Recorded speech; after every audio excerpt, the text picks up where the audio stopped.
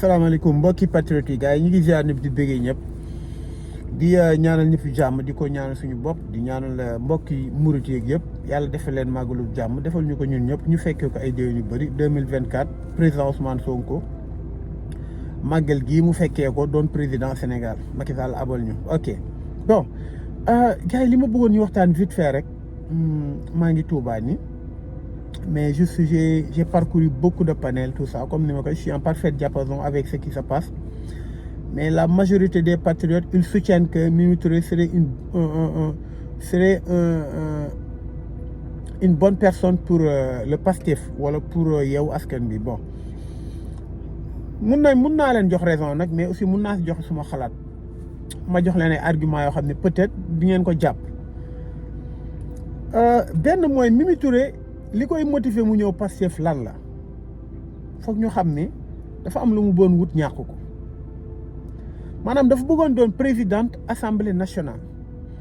li tax mu gedd mooy dañ ko il s'est senti spolié il s'est senti trahi waaw léegi imaginer ngeen Mimi Touré doonoon président assemblée nationale est-ce que yaakaar ngeen ni il va respecter les règles et lois de l'assemblée nationale est-ce que yaakaar ngeen day defal opposition des concessions est-ce que yaakaar da leen ni nangul non elle sera pire que Moustapha Niasse elle sera pire que tous les présidents de l'Assemblée nationale yi musa am Sénégal pour nga xam loolu il faut remonter en amont nga dem vraiment ci bi mu doonee ministre de la justice mais la dame mais elle a enfermé tellement de personnes elle a li mu yàq ci ay dund li mu taqal ci ay nit procès yi mu def yi nga xam ne leer na ko ni procès yi c'est des procès politiques li mu créé si ay détenus politiques ba ci procès Ousmane Sonko A ba Z ba ci 14 personnes yi dee Mimi Touré elle est impliquée lépp lu am lu ñaaw Sénégal Mimi Touré elle est impliquée c'est pas pour rien ñu def ko ministre ñu defoon ko ministre de la justice elle est impliquée à tous les dossiers nébuleux yi nga xam ne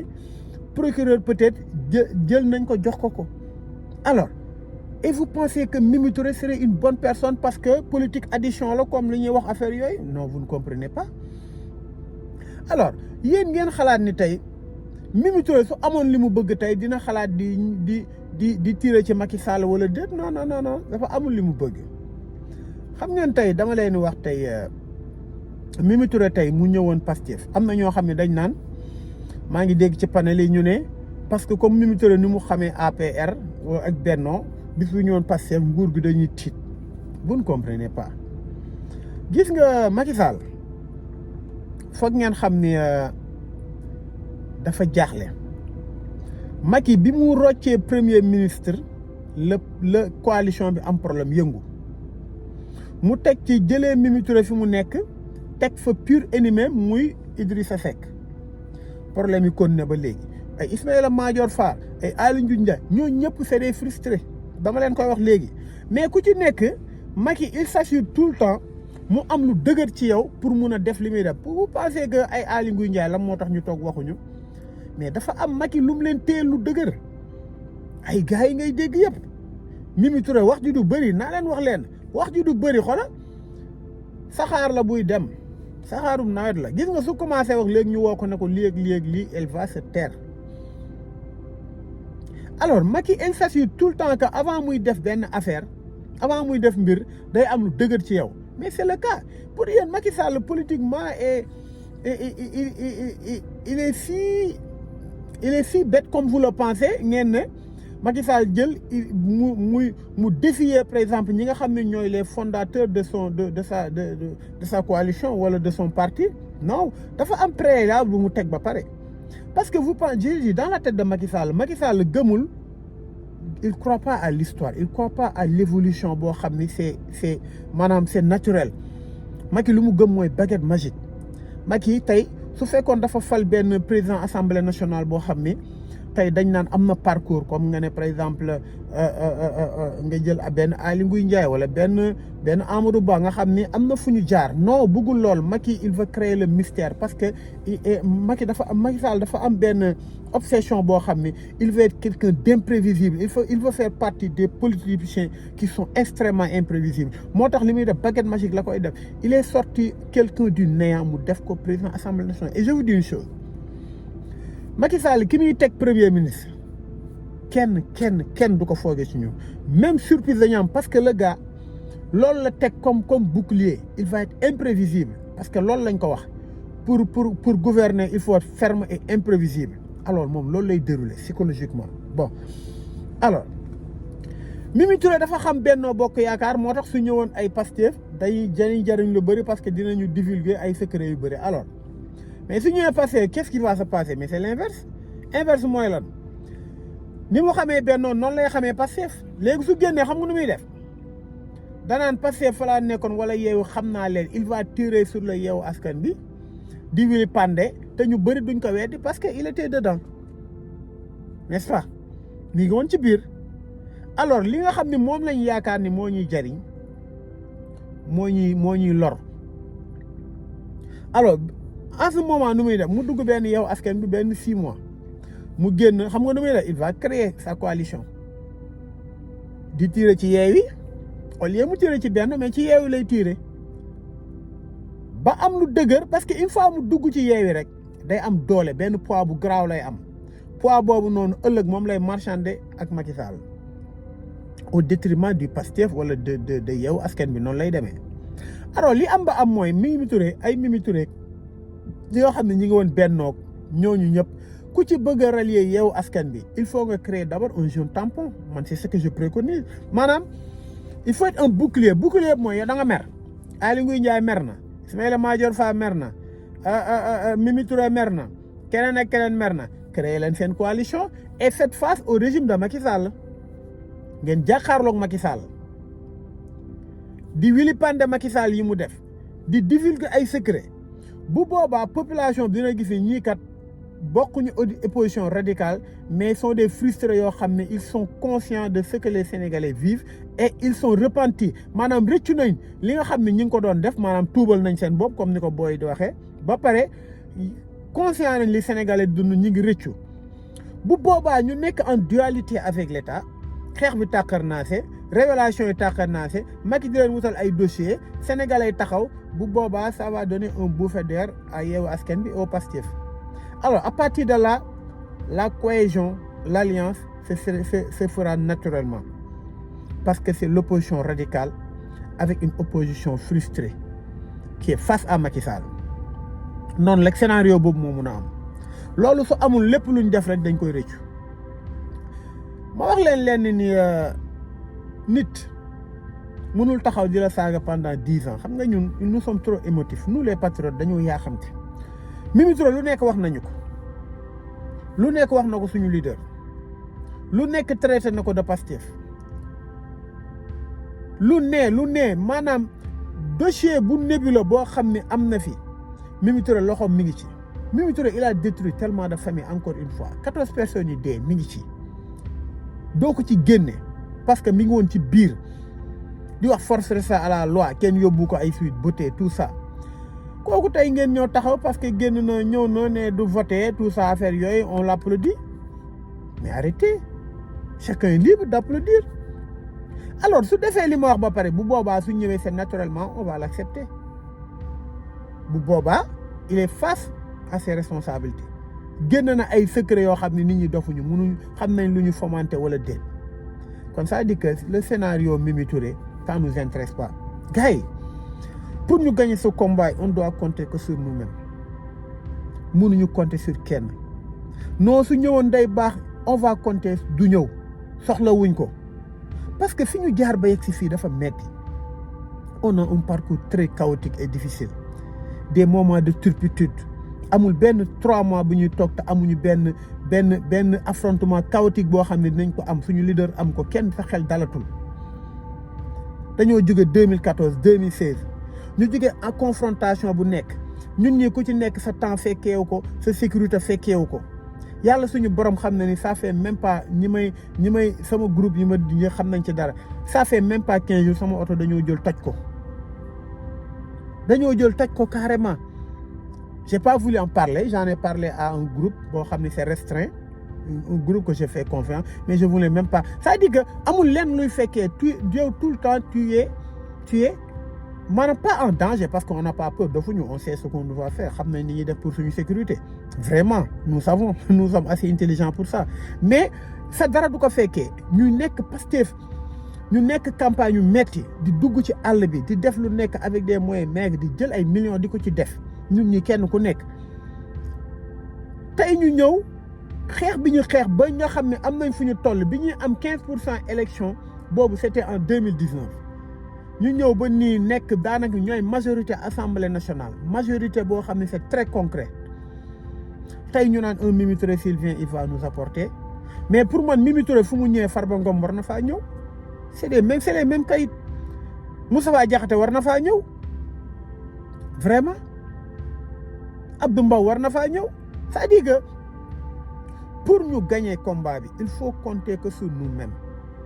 nous sommes pas suffisants politique addition la mais dafa am préalable buy am pour nga dugg ci une entité politique très forte comme le PASTEF wala la Yewwi Askan Wi dafa am benn jeune benn test booy def maanaam il faut faire face à être en dualité avec fi nga xam ne ñoom ñoo la merloo ba nga génn mais su fekkee da nga mer ñëw rallier kii parce que liñ la waroon teg ñëw alors suñ la ko tegoon kon il faut que ñu xam ni Mimi Touré ne nous servira à rien sinon ce sera vraiment contre-productif Mimi Touré bëggoon dugg Pastef ñu bàyyi ko ñoom nag ñooy décider li ñuy def li ma sama dëkk si ma xalaat li ma xalaat rek laa ci wax beneen bi mooy li ñu war a def rek mooy vraiment ñu préparer xam nga on doit faire face à quoi gis ngeen assemblée li nga fa gis ay militaires ay gendarmes dugg fa loolu la ñu war a préparer loolu la ñuy dundee ba keroog Macky Sall di fa jóge nous ferons face à ça répression rek la Macky Sall xam parce que Macky Sall il a perdu la bataille populaire le combat social le combat politique son entourage il l'a perdu Macky amul lenn lu ko desee lu dul la répression alors gis nga li xew assemblée nationale billaahi damay yàllaa waroon def rek billaahi musuma intéressé nekk député mais damay rëccu la moo tax man nekkuma sax député yàlla xam na ko gis nga Farba Ngom su ma ko fekkoon foofu man su doon man maay baat su ma ko fekkee foofu mu téye kii bi yàlla xam na ne naa ko yenn ba ci kaw moom laay dugal ci biir urne bi je te jure foofu lañ toll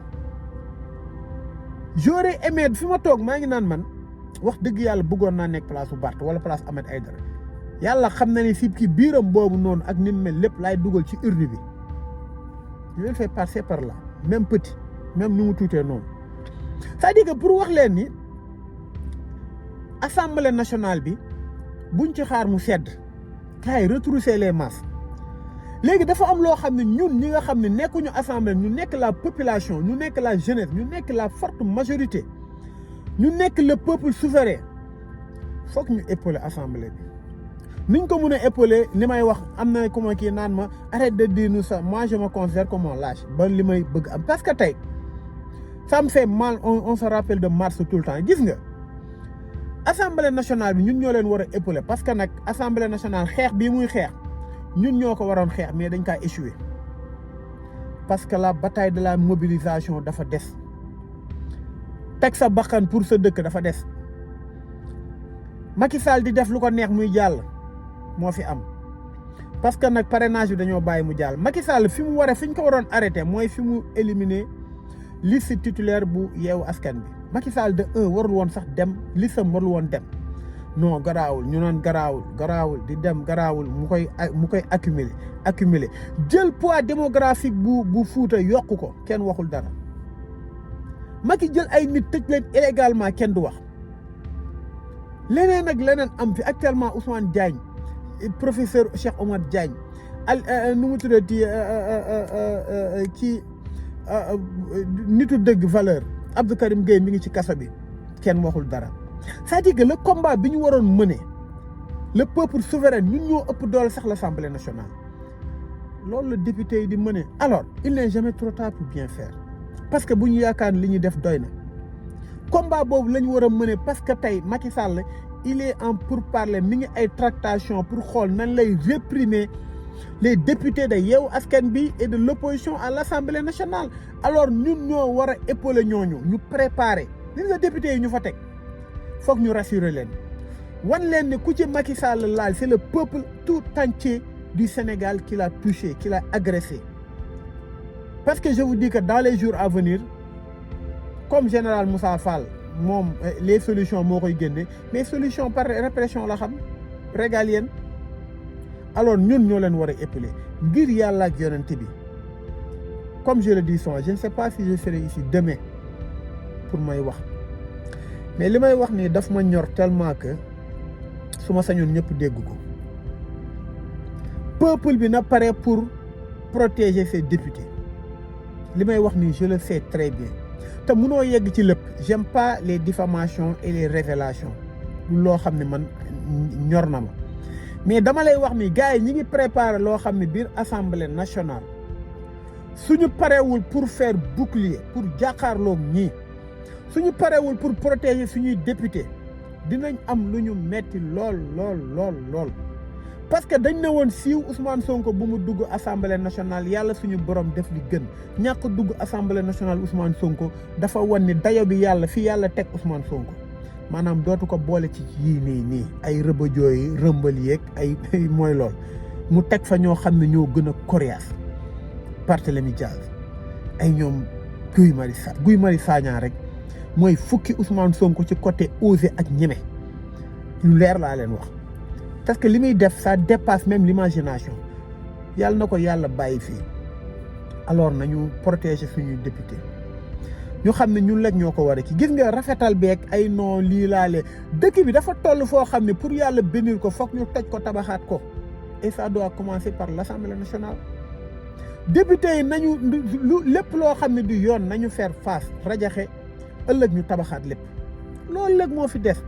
parce que le Rwanda est béni.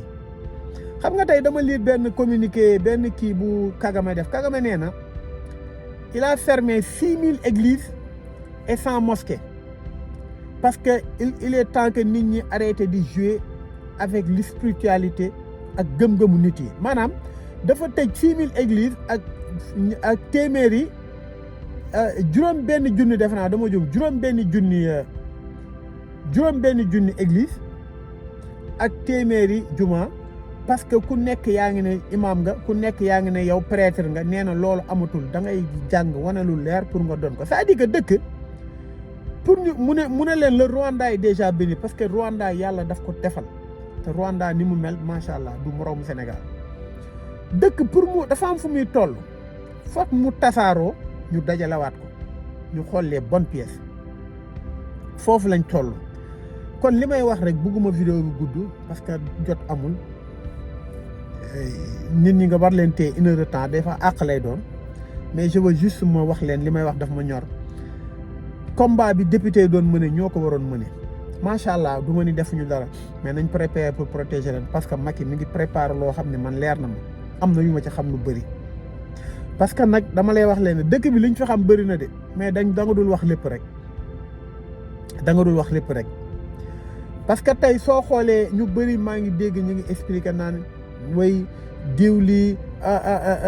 Pape damay dégg ñu naan Pape Djibril Fall Thierno Alassane Sall ma wax leen dama leen koy wax leen entre parenthèses rek gis ngeen Thierno Alassane Sall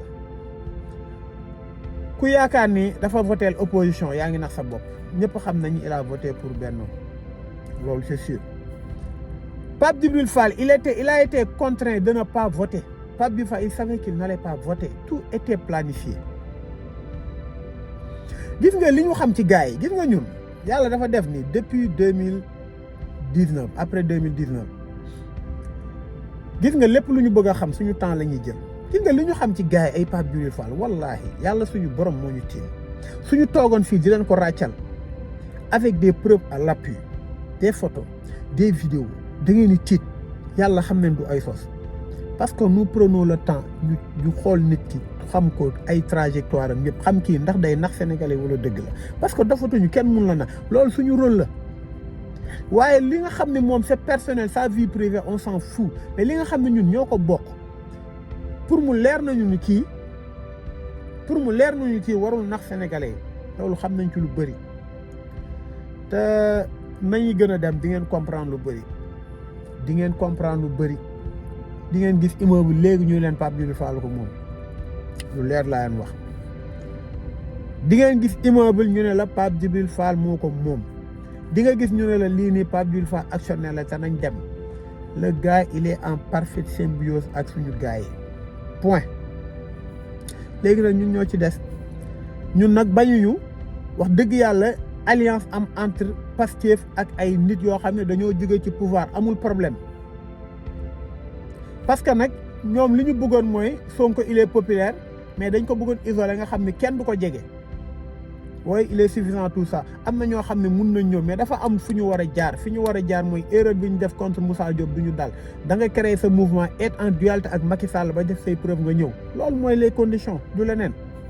kon gars yi loolu laa amoon ci lu may wax daf ma ñoroon trop par rapport ak